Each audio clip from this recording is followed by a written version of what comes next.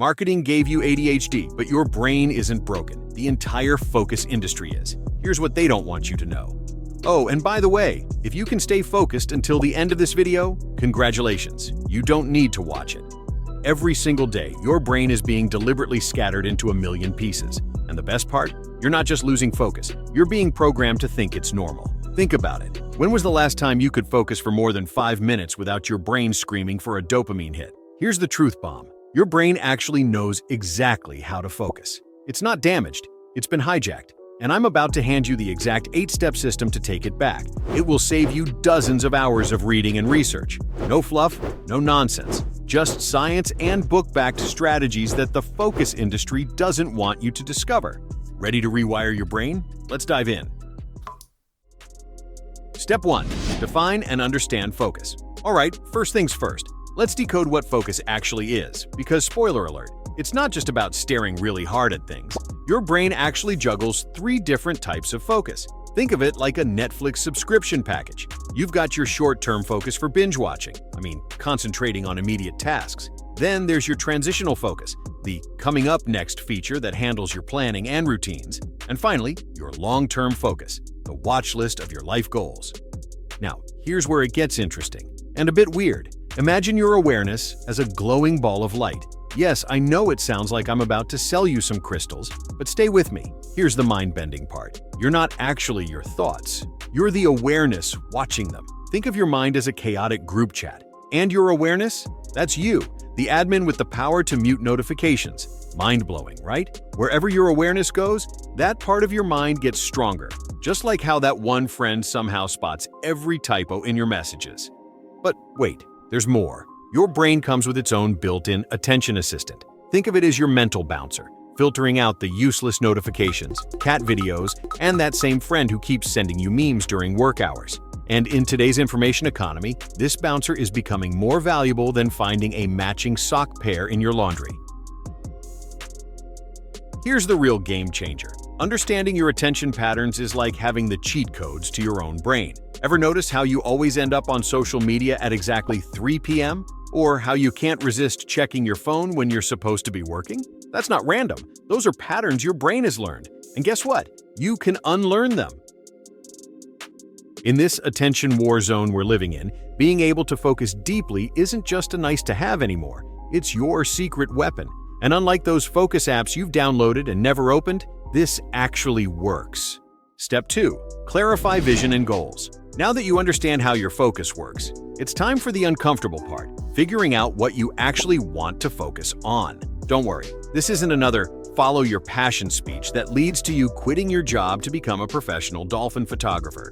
Here's the brutal truth. Without a clear vision, your newfound focus powers are about as useful as a smartphone without a battery. So let's break this down into something actually doable. First up, your life's purpose. I know, no pressure, right? But here's the hack. Instead of having an existential crisis, just start with what your ideal productive day looks like. How many hours do you actually want to work? What's your perfect balance between Netflix marathons and actual achievements? No judgment here. We're just getting real.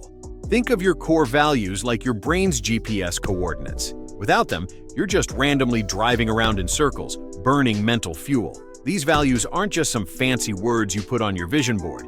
They're your decision-making cheat codes. When that quick 5-minute YouTube break tries to seduce you, your values are what keep you on track. Now let's talk SMART goals. And no, not like your smartwatch that judges you for taking the elevator instead of the stairs. We're talking specific, measurable, achievable, relevant, and time-bound goals. Yes, another acronym, but this one's actually useful. Here's the game changer. Create what I call a success list. Unlike your endless to-do list that's probably longer than a CVS receipt, this is a short, specific list of extraordinary results you actually want to achieve. It's like going from having 57 browser tabs open to just keeping the ones that really matter. Feels better already, doesn't it? Step 3. Environmental and biological priming. All right, now that your brain knows what to focus on, let's talk about setting up your environment for success. And no, this doesn't mean buying that $500 ergonomic chair you've been eyeing on Instagram. Think of your workspace like an anti-casino. Instead of flashy distractions everywhere, we're creating a zone of pure focus. You know that friend who always has a crisis exactly when you start working? Yeah, they can wait. Let me paint you a picture of the perfect focus environment. You've got your noise-canceling headphones on, or if you're fancy, a brown noise machine. Because apparently, white noise was so last season. The goal? To make your workspace quieter than your friend who ghosted you. Now, here's where it gets biological. And no, I'm not about to suggest a keto diet. Your brain needs 3 non-negotiables: proper sleep, stable blood sugar, and enough water to stay hydrated throughout the day. Think of your brain like an athlete preparing for a marathon.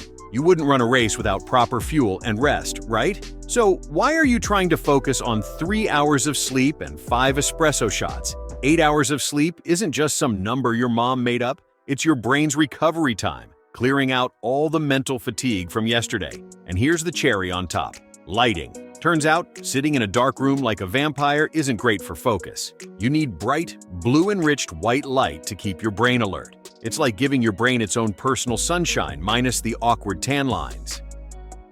Step 4. Time management and planning. Let's talk about time management. And before you roll your eyes, this isn't another lecture about color-coding your calendar. Though if that's your thing, no judgment. Well, maybe a little judgment. Ever heard of time blocking? It's like putting your important tasks in a witness protection program, completely isolated from the chaos of your day. Instead of having your one thing interrupted by 57 notifications, random thoughts about what your cat's thinking, and that mysterious sound your refrigerator started making, you give it its own VIP time slot. Now, here's where it gets fun. Designing your ideal week. And no, sleeping until noon and winning the lottery isn't a valid schedule.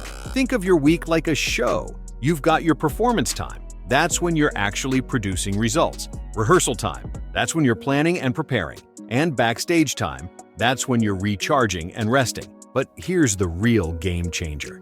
Daily rituals. You know how athletes have pre-game routines? Your brain needs the same thing. It's like a mental warm-up, telling your brain, hey, it's showtime, instead of, let's check Twitter for the 47th time today.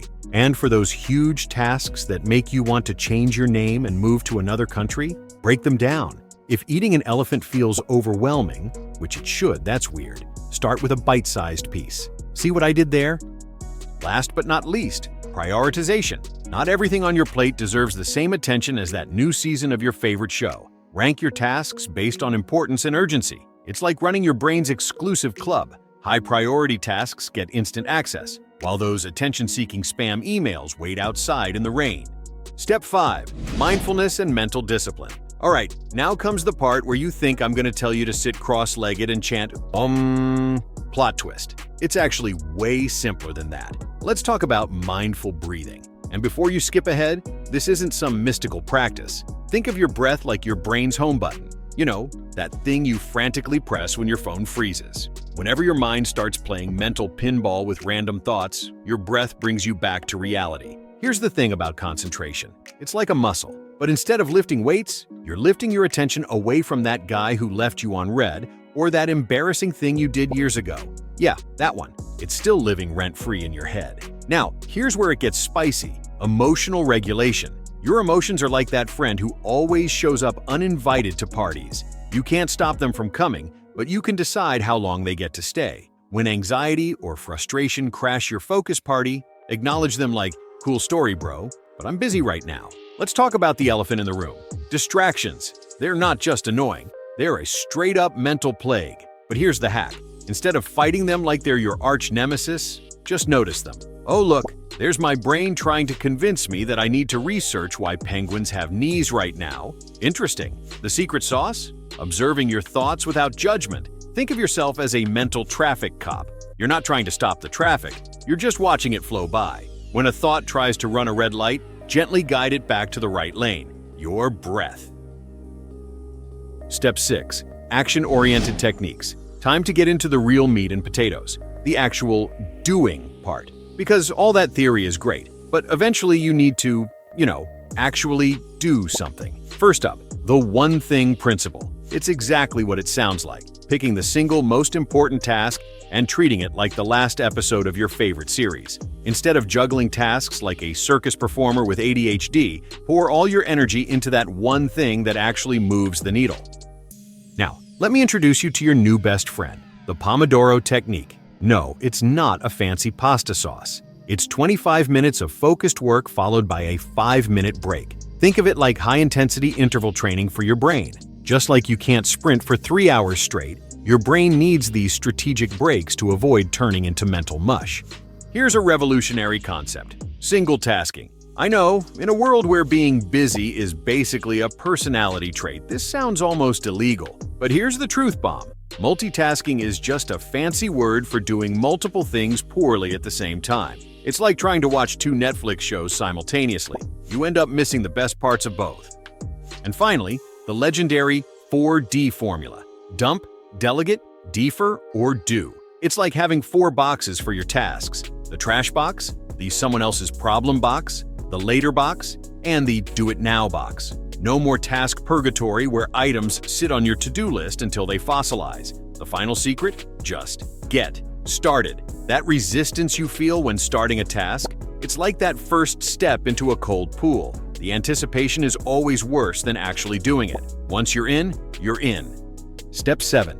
Cultivate a focused lifestyle. Now we're getting into the lifestyle part, because focus isn't just a 9-to-5 thing. This isn't just about changing your schedule. It's about rewiring your entire operating system. Let's talk long-term vision. Think of it like Google Maps for your life. Every small action is a turn bringing you closer to your destination. Those new skills you're learning, they're not just random checkboxes. They're building blocks for your bigger goals.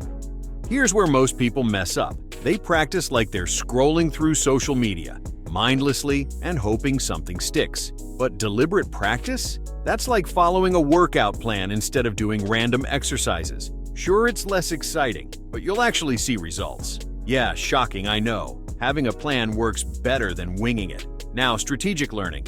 This is where you get picky. Instead of consuming information like it's an all-you-can-eat buffet, you're going to be that annoying food critic who asks, "Do I really need this? Why do I need this? And how exactly will this help me?" No more random YouTube tutorials at 3 a.m. about things you'll never use.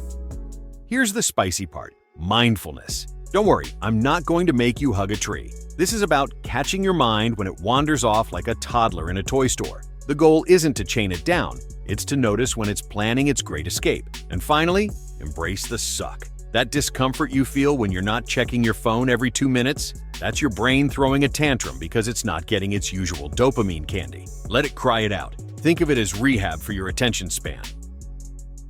Step 8. Review and sustain momentum. Because every great show needs a solid finale. And unlike Game of Thrones, this one won't disappoint you. First up, regular reflection. I know, sounds about as exciting as watching paint dry. But here's the thing. It's like being your own private investigator, tracking down patterns in your attention span. Maybe you'll discover you have the focus of a Zen master at 6 a.m., but turn into a distracted squirrel after lunch. That's not random. That's valuable information. Think of habit tracking like your personal scoreboard. Instead of counting points, you're counting wins. And unlike a video game, these achievements actually matter in real life. Use a habit tracking app or go old school with a calendar. Just make those victories visible. Now let's talk rewards. And no, scrolling through social media doesn't count as a reward anymore. That's like celebrating your gym workout with a box of donuts. Instead, focus on the satisfaction of progress. Feel that rush when you actually finish something without checking your phone 47 times? That's your new drug. Here's the golden rule. Stay narrow and deep. This isn't Pokemon. You don't have to catch all the productivity tools. Master a few essential techniques rather than being mediocre at 50. It's like having 3 really good friends instead of 500 Facebook friends who wouldn't help you move. And finally, patience, young grasshopper. Your brain didn't get hijacked overnight, and it won't get unhijacked overnight either. It's like trying to convince your cat that the red dot isn't real. It takes time, but unlike your cat, you'll eventually get there. Download the free Focus PDF in the description, like this video if you did, and more importantly, subscribe to the channel if you want to help me produce more videos like this.